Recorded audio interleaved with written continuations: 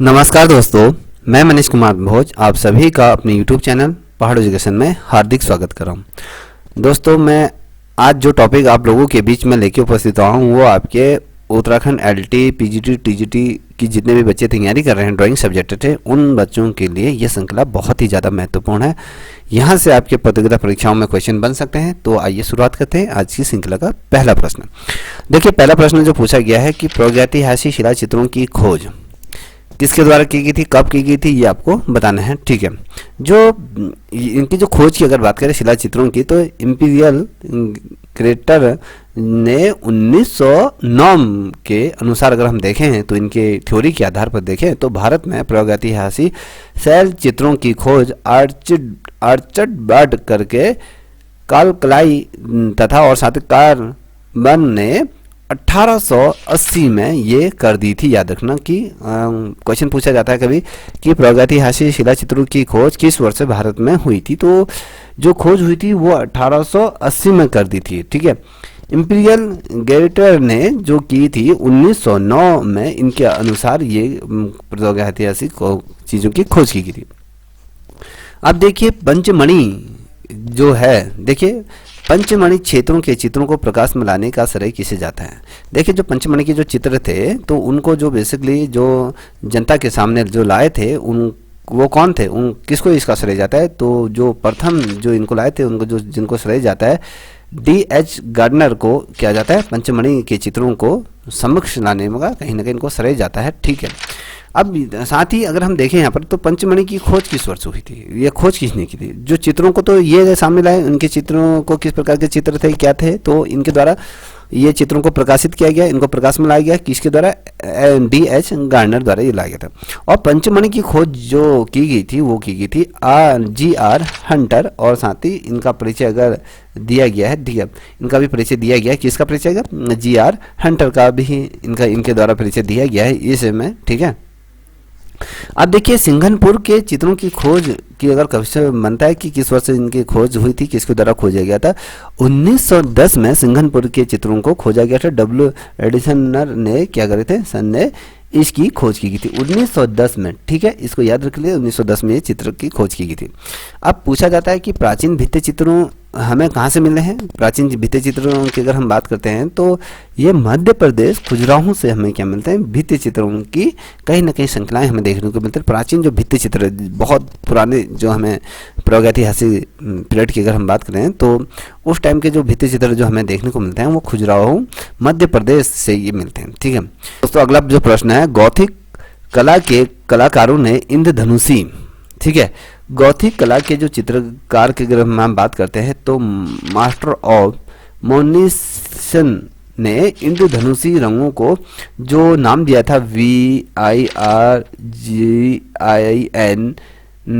ये जो दिया गया था NGLORY,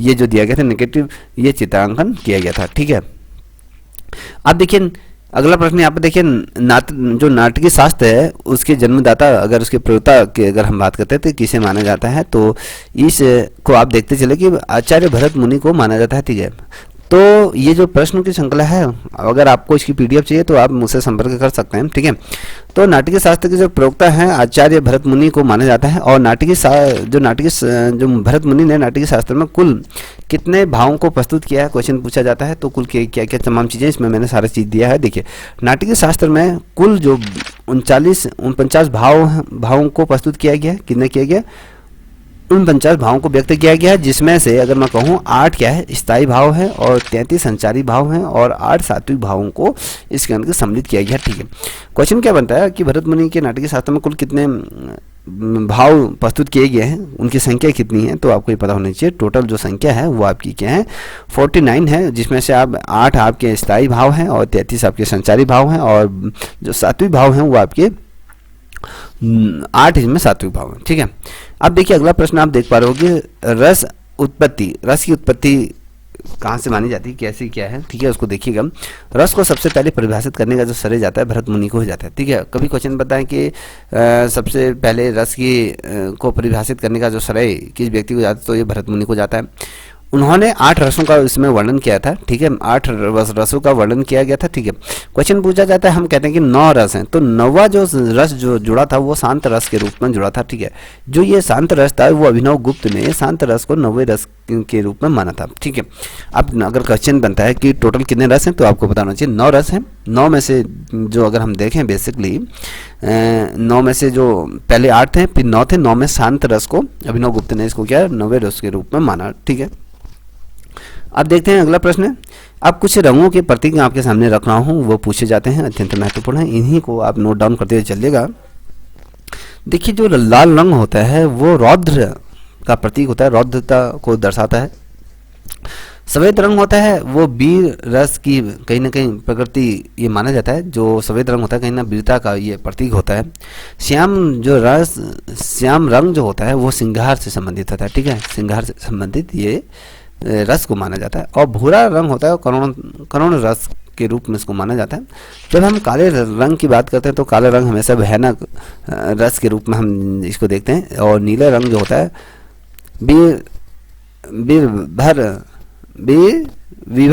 विभत्स रंग के रस के रूप में मानते हैं, ठीक है। जो पीला रंग है वो पीला रंग किसमें है, वो अद्भुत रस के रूप में अद्भुत रस के रूप में माना जाता है, याद रखिएगा। जो नीला रंग की आयती है किस प्रकार, नीला रंग आयती है क्या है, देखिए अब ये देखिए नीला रंग फारस और साथ ही अफगानिस्तान की जो बदशिया के जो नामक जो पहाड़ी थी उनकी पहाड़ी के खानों से इसको निकाला जाता था। नीला रंग कहाँ से हमें जो मिलता है, बेसिकली अगर आप जितने भी भारतीय चित्रकला देखोगे उनमें बहुत कम नीले रंग का प्रयोग किया गया है, क्योंकि जो ये रंग जो प्राप्त होता है, ये जो नीला रंग जो फारस और साथ ही अफगानिस्तान की बदिया जो पहाड़ियाँ हैं उन पहाड़ियों के खानों से इसको निकाला जाता है, ठीक है, याद रखिए। अब देखिए यहाँ पर एक क्वेश्चन दिया गया है कि पूछा जाता है कि सामान्य आकार में सामान्य अखबार में एक कॉलम की चौड़ाई की होती है। अगर आप जो अखबार देखते हो उस अखबार में एक कॉलम जो बना रहता है उसकी जो चौड़ाई होती है कितने सेंटीमीटर होती है, तो आपको पता होना चाहिए 4.5 सेंटीमीटर उसकी क्या होती है, उसकी चौड़ाई होती है, याद रखिएगा। 1 इंच में लगभग कितने पेज होते हैं, तो याद रखना पास होते हैं, तो याद रखना पीस, तो उसमें होते हैं 6 पीसेज इसमें होते हैं, याद रखिएगा। अब देखिए जो रसद पिया है वो किसके द्वारा रची गई है, तो इसमें तो किस वर्ष से रची गई थी, साफेद्दीन द्वारा 1630 में इसका चित्रांकन किया गया था, ठीक है, साफेद्दीन द्वारा किया गया था 1630 में इनको चित्रित किया गया। अब रामायण की सचित्रित प्रति किसके द्वारा, कौन सा कलाकार था जिसके द्वारा इसको रचा गया था, मनोहर वो कलाकार था जिसके द्वारा इसको चित्रित किया गया था। क्वेश्चन क्या बनेगा कि रामायण की मनोहर द्वारा कौन से चित्र को चित्रांकन किया गया था, किसकी प्रतिलिपियां तैयार की गई थी, तो रामायण की सचित्रित प्रति मनोहर द्वारा ये रची गई थी, ठीक है। अब देखिए अगला प्रश्न है कि जैसलमेर में जैन धर्म से संबंधित यहाँ पर 7 ज्ञान भंडार प्राप्त होते हैं। कहाँ, जैसलमेर में यहाँ पर क्या है 7 ज्ञान भंडार हमें प्राप्त होते हैं, यहाँ पर देखने को मिलते हैं जैसलमेर में, जो जैन संप्रदाय से संबंधित है, ठीक है। अब यहाँ पर देख पा रहे होंगे कि अभ्रम शैली में रेखाएं कोणात्मक क्या भाव उत्पन्न करती हैं। देखिए अभ्रंग शैली की अगर हम देखें तो अभ्रंग शैली में जितनी भी रेखाएं हो रही वो कोणात्मक ये क्या करती है, भाव कहीं ना कहीं उत्पन्न करती हैं। इसको थोड़ा सा देख लीजिएगा। अब हम अगले प्रश्न की तरफ बढ़ रहे हैं, तो देखिए स्थिर चित्रण प्रमुख रूप से पाश्चात्य शैली में देखने को कहीं ना कहीं मिलता है। अगर हम स्थिर चित्रण में प्रमुख रूप से अगर देखें तो पाश्चात्य शैली के अंतर्गत हमें ये तमाम चीज़ें देखने को मिल जाती हैं।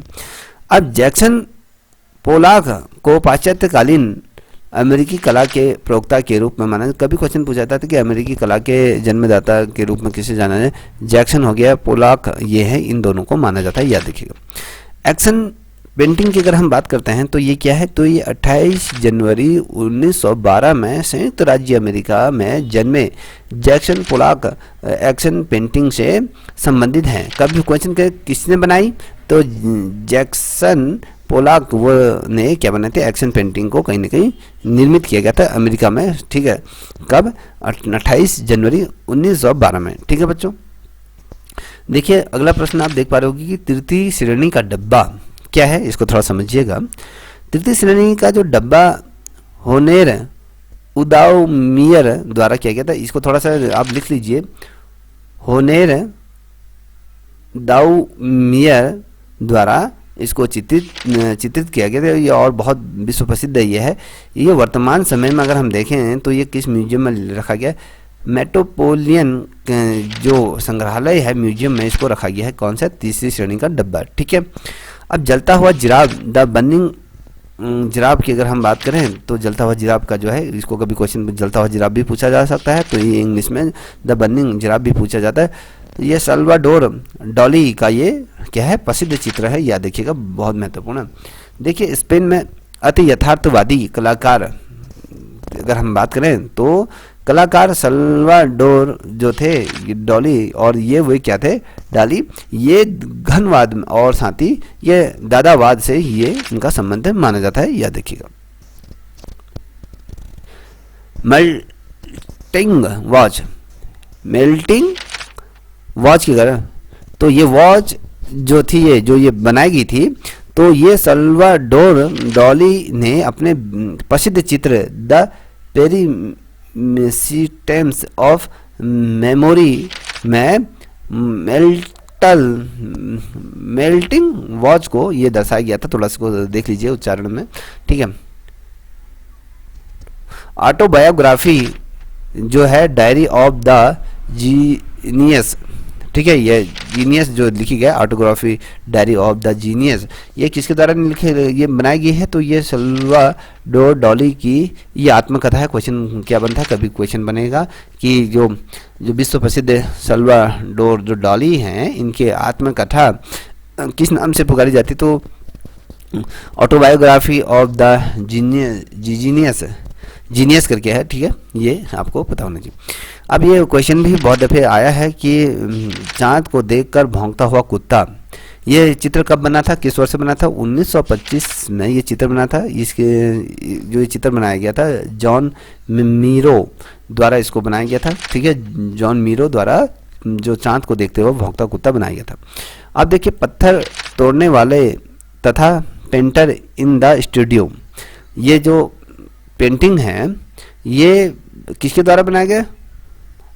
गुस्ताव कुवे द्वारा इसको चित्रित किया गया था, याद रखें।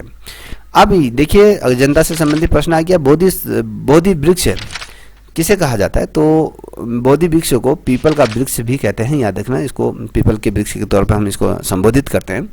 अब यहाँ पर अगला प्रश्न देख पा रहे होंगे, बहुत महत्वपूर्ण है कि भारतीय सौंदर्य शास्त्र के प्रथम दार्शनिक के रूप में किसे जाना जाता है? तो प्रथम दार्शनिक के रूप में अगर हम कहें तो भरत मुनि का नाटकीय शास्त्र भारतीय दर्शन का क्या है? प्रमुख ग्रंथ है, माना प्राचीन ग्रंथ के रूप में से माना जाता है। और रस सिद्धांत भी भरत मुनि द्वारा दिया गया है, मैंने ऊपर बताया था। वासिष्ठियान जो ये लिखा है, वासिष्ठियान चरित्र कामसूत्र, वासिष्ठियान की जो कामसूत्र की जो की व्याख्या या कहें ये टीका जो ये रचा गया है, किसके द्वारा रचा गया है? तो ये अगर हम कहें तो ये आपके यशोधर पंडित द्वारा इसको रचा गया है, ठीक है। कामसूत्र की जो व्याख्या या कहें टीका, ये किसके द्वारा है? यशोधर पंडित द्वारा। कामसूत्र की टीका को जय मंगला नाम से भी जाना जाता है। क्वेश्चन पूछा जाता है कि जय मंगला को किस अन्य नाम से जाना जाता है? तो आपको पता होना चाहिए ये कामसूत्र की टीका को कहा जाता है, ठीक है। अब देखिए आयरन पिलर ये कहाँ स्थित है? तो आपको पता होना चाहिए दिल्ली के कुतुब मीनार के समीप ये स्थित है, ठीक है, आयरन पिलर के रूप में हम जानते हैं। तो अगला प्रश्न है कि सारनाथ पिलर कहाँ स्थित है? तो ये अशोक सम्राट के समय में बना था, जो कि 30वीं शताब्दी पूर्व से माना जाता है, ठीक है। अब यहाँ पर अगला क्वेश्चन आप देख पा रहे होगी कि 1890 का जो ग्रुप है इसका गठन कहाँ पर किया गया था? तो इसका जो गठन किया गया था वो बड़ौदा में इसका गठन हुआ था।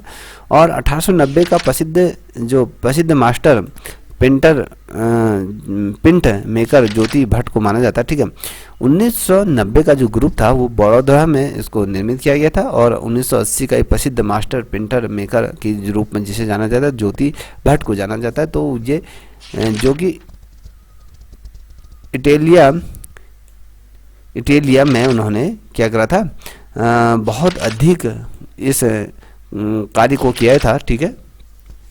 अब देखिए मदर गॉडेस की मूर्ति की कहाँ स्थित है, ये किस माध्यम में बनी है। तो जो ये माध्यम है ना, टेराकोटा के माध्यम में ये बनी है, मदर गॉडेस की मूर्ति का कहा जाता है। ठीक है, अब एम.एन.एस. बिंद्रे का संबंध किससे है, तो क्वेश्चन बनता है तो जे स्कूल से इनका संबंध माना जाता है। ठीक है, अब अगला प्रश्न आप देख पा रहे होंगे कि ये भी अत्यंत महत्वपूर्ण है। प्रकृतिवादी समूह के कलाकार गैतोंदे ये जो है प्रकृतिवादी समूह में पैगंबर ग्रुप के सदस्य कलाकार एक प्लेटर के रूप में, ठीक है, पेंटर के रूप में जाने जाते हैं। ठीक है, कौन जाने जाते हैं, जो प्रकृतिवादी समूह के या पैगंबर ग्रुप के जितने भी कलाकार थे ये पेंटर के रूप में जाने जाते हैं। कभी क्वेश्चन पूछा जाता है कि राम कुमार प्रसिद्ध है, राम कुमार किस लिए प्रसिद्ध है, ये प्रकृति चित्रण के लिए क्या है प्रसिद्ध है, इनके द्वारा प्रकृति चित्रण बनाए गए थे। माइकल एंजेलो ये कौन है, ये क्या है, इनके द्वारा ये तमाम इसको देखिएगा। माइकल एंजेलो पुनर्जागरण समय का एक अभूतपूर्व अगर कहें ये मूर्तिकार और साथ ही चित्रकार।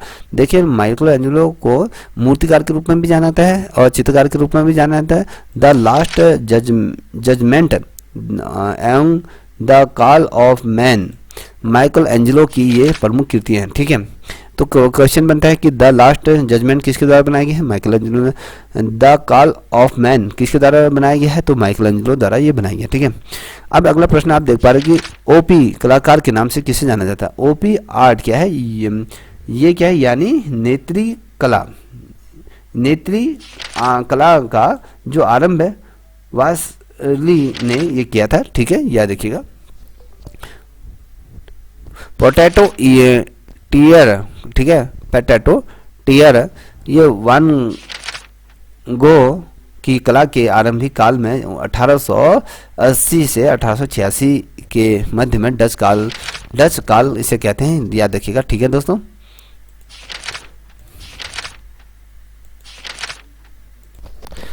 देखिए अब अगले प्रश्न की तरफ बढ़ रहे हैं। जाय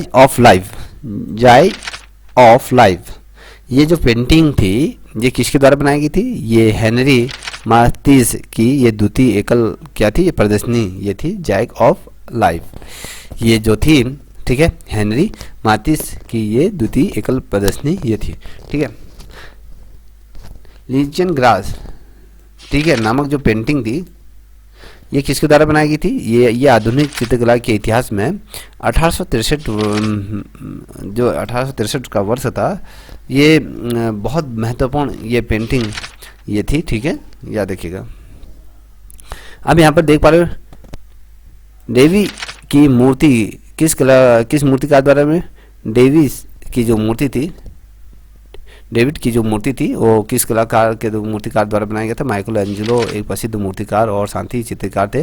डेविड की मूर्ति माइकल एंजेलो ने ही बनवाई थी, याद रखना। ठीक है, अब सारनाथ का धम्मेख स्तूप है, इसका निर्माण किस समय में कराया गया था, किसके शासनकाल में कराया गया था, तो ये गुप्त काल के शासकों द्वारा इसका निर्माण किया गया था, याद रखिएगा। तो सम्रांगण सूत्रधार के जो लेखक हैं वो किसे माना जाता है, राजा भोज को माना जाता है। 1010 से 1055 ईसा में इसको किया गया था, सम्रांगण सूत्रधार जो था इसको रचा गया था। और परमार वंश का जो महान जो विधा प्रेमी और साथ ही कथा अनुरागी शासक ये हुआ करता था, बहुत महत्वपूर्ण है। देखिए यहाँ पर अगला क्वेश्चन बना है कि मौला राम किस कला के लिए प्रसिद्ध हैं, ये गढ़वाली कला के लिए प्रसिद्ध है। गढ़वाल के प्रसिद्ध चित्रकार और मूर्तिकार और इतिहासकार और लेखक भी इन्हें माना जाता है। उन्होंने गढ़वाल की संस्कृति और कलात्मक धरातल को कई ऊंचाइयों तक इनके द्वारा पहुंचाया गया, बहुत ऊंचाइयों तक इनके द्वारा पहुंचाया गया था। ठीक है, बहुत ढेर सारे ऐसे किताबें या उनके द्वारा बहुत बेहतरीन चित्र बनाए गए थे, धार्मिक ग्रंथों पर आधारित या कृष्ण के जीवन पर आधारित प्रकृति चित्रण इनके द्वारा बनाया गया था। देखिए नैनसुख की अगर बात करें, नैनसुख किस शैली का प्रसिद्ध चित्रकार था, क्वेश्चन पूछा जाता है। ये गुलेर शैली का एक बहुत बड़ा प्रसिद्ध चित्रकार था। ठीक है, आगरा और फतेहपुर सीकरी दोनों ही लंदन से बड़े ये थे और ये कथन राफ फिची का ये है फिचका करके ये यहाँ पर इस पर से दिखाई नहीं दे रहा है, तो याद रखिएगा ये इसके द्वारा कहा गया था। ठीक है, क्वेश्चन क्या बना कि आगरा और फतेहपुर सिकरी दोनों ही लंदन से बड़े हैं, ये कथन किसके द्वारा का? राफल चिका ये द्वारा है, इसके द्वारा ये कहा गया था। ये देखिए बिलाब प्रख्यात है किसके लिए? बिलाब, ये जो प्रख्यात है ये किसके द्वारा बनाया था? जो बिलाब ये बनाया था सतीश गुरजाल द्वारा इसको चित्रांकन किया गया था। अब यहाँ पर देख पा रहे हो कि अगला प्रश्न है कि रविंद्रनाथ टैगोर द्वारा रचित गीतांजलि का चित्रण। देखिए जो रविंद्रनाथ द्वारा जो रची जो गीतांजलि है, जो 1913 में जिनको नोबेल पुरस्कार से सम्मानित किया गया था, तो ये जो था नंदलाल बोस ने 1917, देखिए कब गए? 1917 में रविंद्रनाथ ठाकुर से शिक्षा प्राप्त करने के पश्चात कलकत्ता, देखिए कलकत्ता में गुरु रविंद्रनाथ ठाकुर द्वारा ये किया गया था। ठीक है, गीतांजलि का चित्रण उनके द्वारा किया गया था। अब भारतीय चित्र षष्टांग के सूत्रधार कौन से हैं? तो पंडित यशोधर ने 11वीं शताब्दी में कामसूत्र की टीका जो जयमंगला नाम से ये प्रस्तुत की गई थी, याद रखिएगा। और षष्टांग का जो पहला अंग था वह स्वभेद इसको कहा जाता है। पहला जो अंग इसका माना जाता है तो वो क्या माना जाता है? स्वभेद के रूप में से जाना जाता है। नाट्य शास्त्र किसके द्वारा रचित है? ये भरत मुनि द्वारा इसको रचा गया है, याद रखिएगा।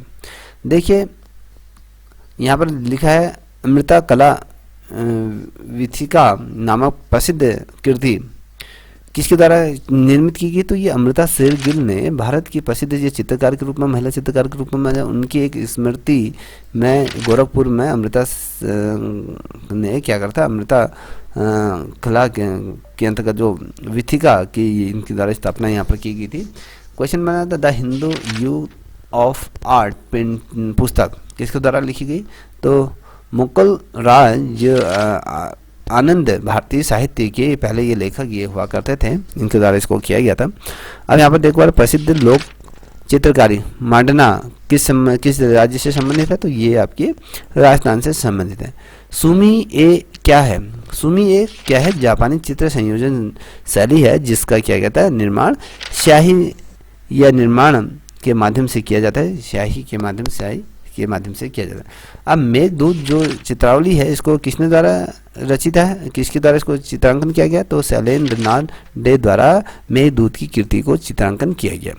ठीक है, अब यहाँ पर देख पा रहे हो NTD national institute of designing Ahmedabad Gujarat में स्थित है, याद रखना। कभी क्वेश्चन पूछा जाता है कि NTD ये क्या है, कहाँ स्थित है? तो अहमदाबाद गुजरात में है, जो कि वर्तमान में फैशन तकनीक से संबंधित डिप्लोमा ये प्रदान करता है। क्वेश्चन पूछा जाता है कि वर्तमान समय में जो NTD किस चीज़ से संबंधित है? फैशन डिजाइनिंग से ये संबंधित है, याद रखें। मुर्गी बिल्ली के चित्रकार किसे माना जाता है? तो अब ये अब्दुल फिदा हुसैन को किया जाता है। मुर्गी बिल्ली इत्यादि का चित्रांकन इनके द्वारा किया गया था, याद रखिएगा। अब देखिए महाभारत का फारसी अनुवाद किसके द्वारा किया गया था? तो अगर हम देखें रजनामा और महाभारत का जो फारसी रूपांतरण ये किया गया था, ठीक है, रजनामा द्वारा इसका किया गया था। अब कोटा शैली के उत्कृष्ट भित्ति चित्र राजीव सिंह झाला की हवेली को देखने से को हमें मिलता है। सल्वाडोर डॉली यथार्थवादी चित्रकार के रूप में क्या है? विश्व प्रसिद्ध है, याद रखिए। The burning of the Ross के चित्रकार हैं कि सैलखंड की कुमारी नामक कृति के चित्रकार हैं, जो लियोनार्डो दा विंची द्वारा इसे माना जाता है। ठीक है, अब देखिए दोस्तों आज की श्रृंखला यहीं तक। अगर आपको अच्छी लगी हो तो प्लीज़ इस चैनल को भी आप लाइक शेयर सब्सक्राइब करें, साथ ही अपने दोस्तों को साझा करें। तब तक के लिए इतना ही। जय हिंद, जय भारत।